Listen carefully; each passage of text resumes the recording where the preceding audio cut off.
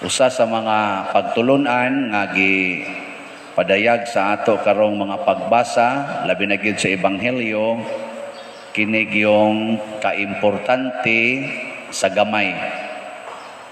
Nang gamay ba? Importante kayo. Labi na gyud ang kinagamyan. Niya mao day na ang gingharian sa Dios muagi gid siya sa kinagamyan.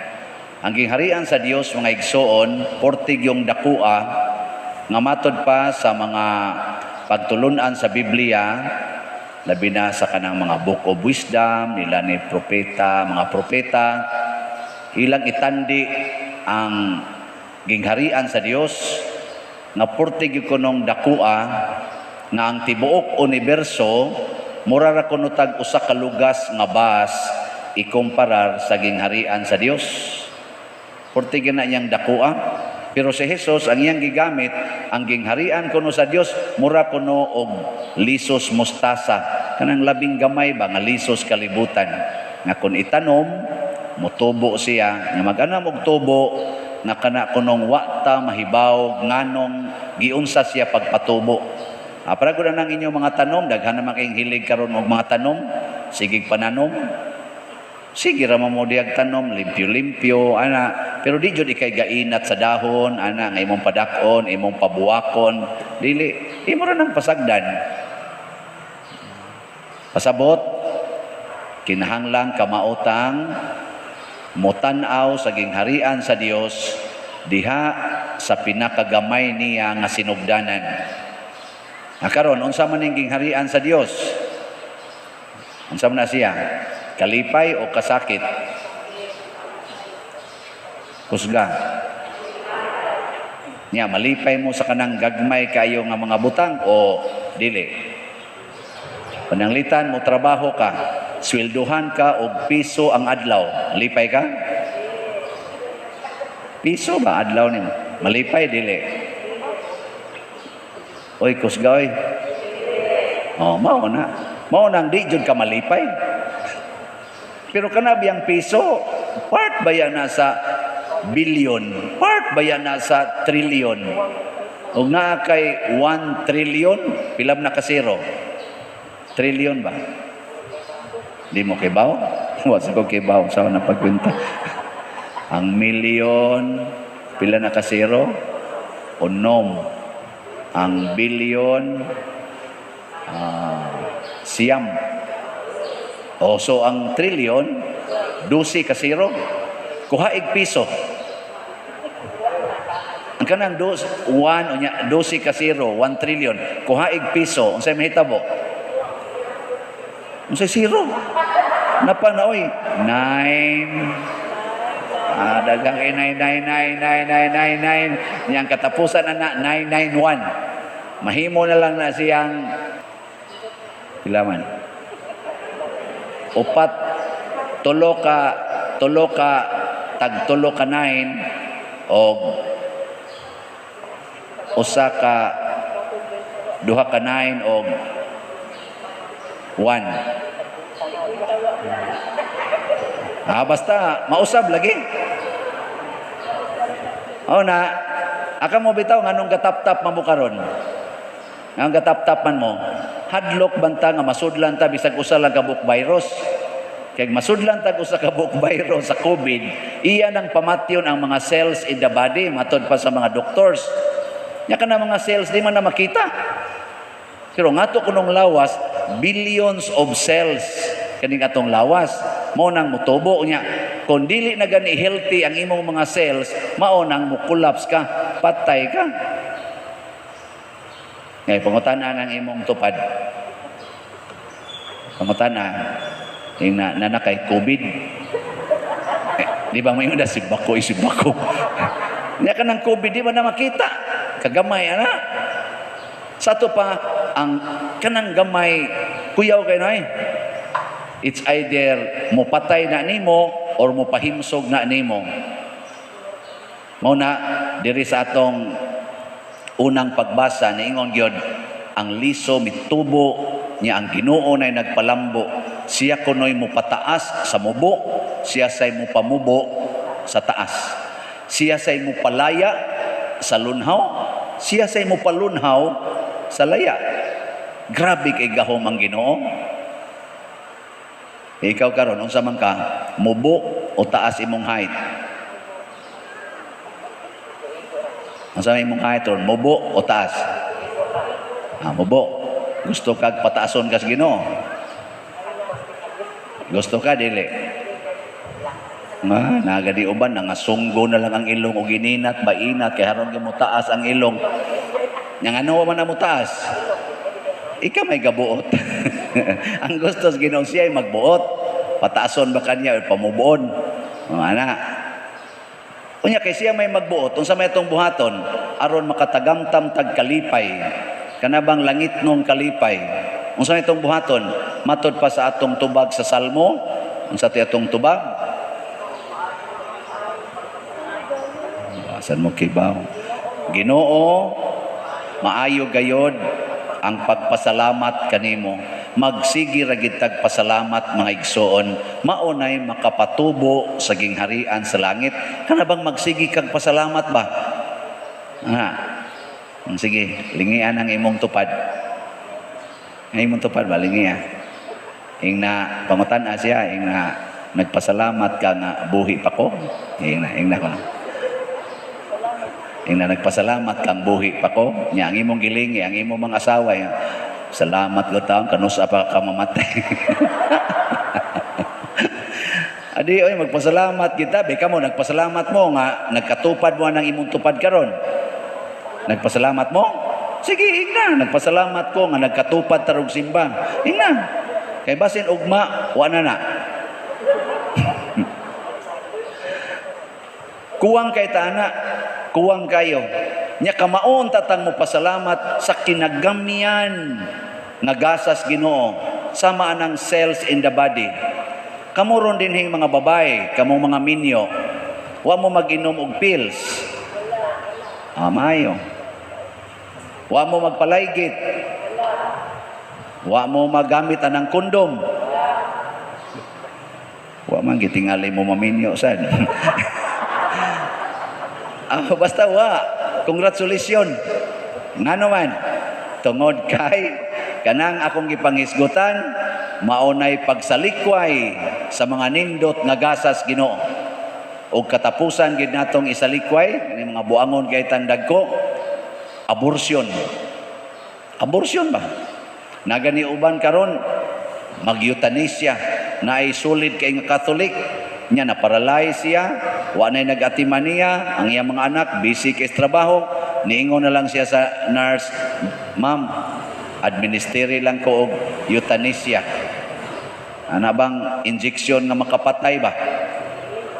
Kay wa naman sad ko'y kapuslanan, paralyzed na. Naghatag naman lang kong pabugat sa akong isig katao. Pastilan. Wa gyud ka pasalamat nga siya makaginhawa, nanginahanglan kay taginhawa. Katubit akong papa pagka-paralyze ato, naka-appreciate gyud ko nga nakahimo siya katunga sa iyang lakang.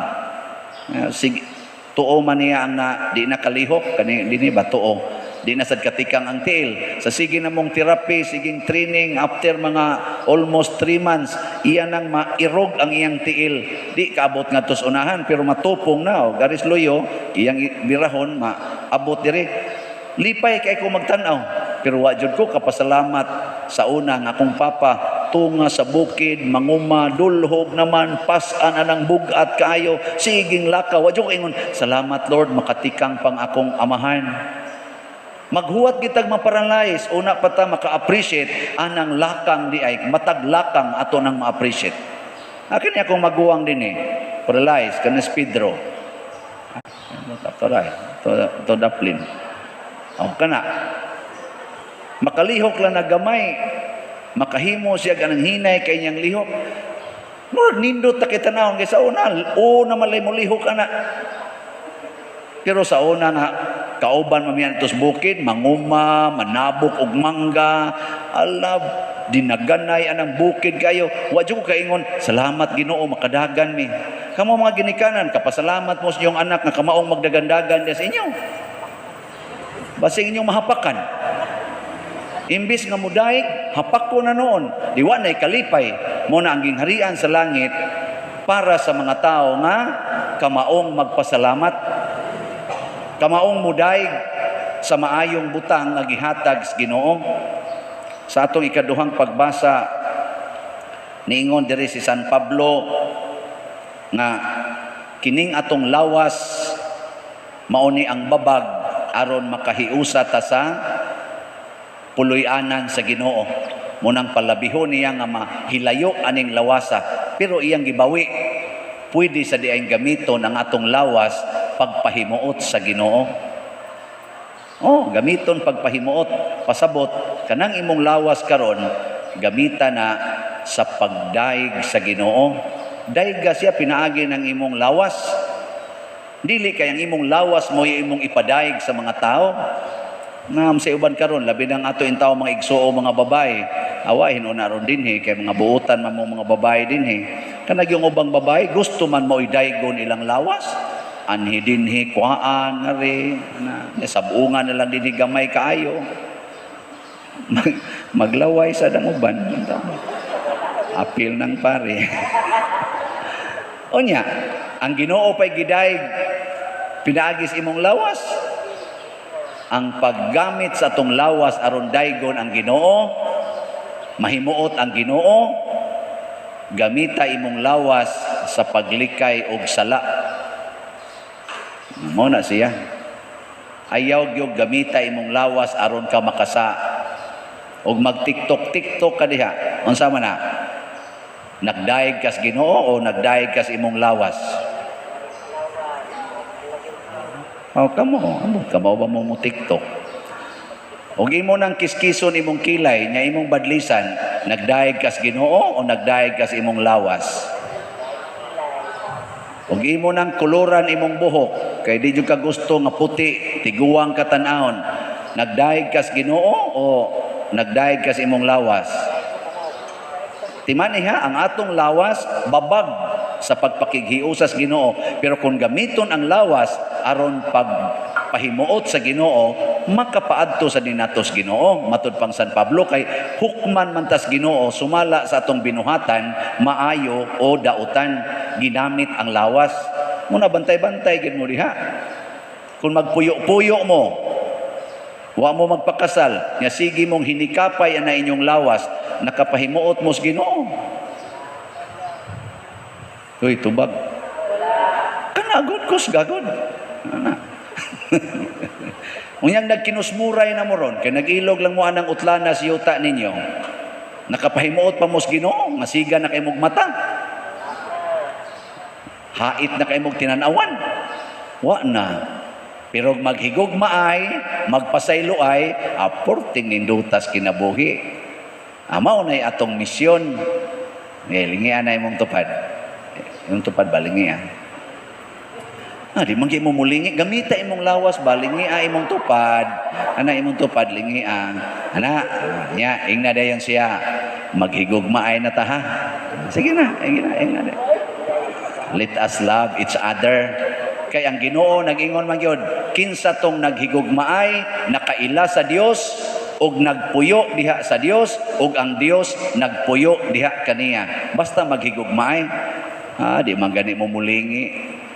Hadlok man sada kapoy lingi-lingi siging sunod aning sulti aning paria lingi. Saan na siya? Lingi. Iniguli ni mo sa inyo, reklamador kay kastanan. Unsaon man. Wa gyud kosmo jud kag naong nga di natamalik simba dai sige lingi-lingi. Alam na. Di ako lang nang giuna-una ba pero wa man ako makita yung naong ram sa magmalipayo gamay no. O gipanggutom na baka noon mo. Pero mga igsoon, gamiton ang lawas pagpahimuot sa Ginoo. Ayaw na lang pagsigig hunahuna, doon na ba ko'y makuha ani, uwa. Basta nagtuman ta sa sugos Ginoo, muratag tanom, patubuon ra tas Ginoo, wa ka masayod, kanusa kaniya gamiton. Nya kana mga ginagmay na tong gihatag, aron lang pagpalipay sa tong isigkataw, iya sad nang patubuon. Tanawa, ang kamatayon ni Kristo, siya rang usa. Pero nitubo karon abot ni San Vicente Oo. San Vicente Ferrer, karidirib, gasigi siya gwali, siya ra gyud to, sawayon pa usahay, from sige lang yung padayon, karon, wana, sikat na kayo. San Antonio de Padua, na nagpista karon. Kadto, usa sa tos mga sinalikway, dugay sa kito siyang gidawat sa mga tao. Nay pipila kato mga masakiton ug uban pa, pero ang mga tao, mga pare saway, pero karon sikat kayo. San Roque, siya ra yung usa taong gaantos dito, iro na lang gud mo imo atiman niya, sige lang yung padayon. Unsa may kapuslanan aning antusa karon hastang sikatan San Roque, daghang ing hubog ginigpista. Ano man, nibunga. Kanang imong pagsigig sabot anang imong asawa nga di masabtan ang batasan, sagdi lang. Ingka wa man gini mausab pa dir, ay sige lang, mamatay ra na. Nga ikamatay ana nga wa jud kay sa premyuhan kas Ginoo dito sa langit.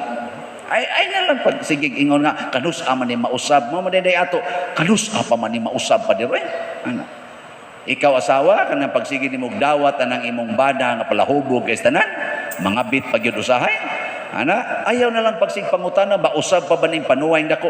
Ayaw na, sige lang jud higugma sama sa gatanom kag liso nga wa ka kibaw kanus ang tubo. Ang Ginoo ray mo patubo ana. Di lang nimo mahibaw-an nga porti na diay nimong lipaya, porti na diay nimong nindutag kinabuhi gumikan sa imong inadlaw-adlaw nga pagantos og pagdawat tungod og alang sa Ginoo. Mao na kita bitaw dinhi, sige lang dawat ana mga slots ginagmay-gagmay ana o tanawa di ba, lingi ang atong simbahan. Mao ni mga ginagmay-gagmay mga hatag, wa may ni hatag nato dinig minilyon. Kanang ginagmay hapit dili makita, inigtan-aw nato, oy maura man dinhi, pero sige lang yung daw. Mura bag tuos tubig ba imong sauron, madugay na nimo igsunod nimo tanaw, puno ng baril nimo mo ni nanindot na naditso ba ni kanindot, Ginoo mo'y nagkuan karon sige lang gyapon tag pamaligya, gamay pag kitag halin, pero ginagmay-gagmay ngano man sang maguol man ta, sige lang yung hatag ana kamusang dihan nahutda na sa kwarta sa siging hatag dire nya wa gi nakuha ang baos, hatag lang gyapon padayon hangtod gyud wa na gyud mo'y kanon. Pero ay kabalaka, mamatay ra mo. Kamatay ninyo, portin daghanang pagkaon dito sa langit. Tigyong daghana, flowing with milk and honey. Hawa kayo mo muto. Sige na, manindog na ta.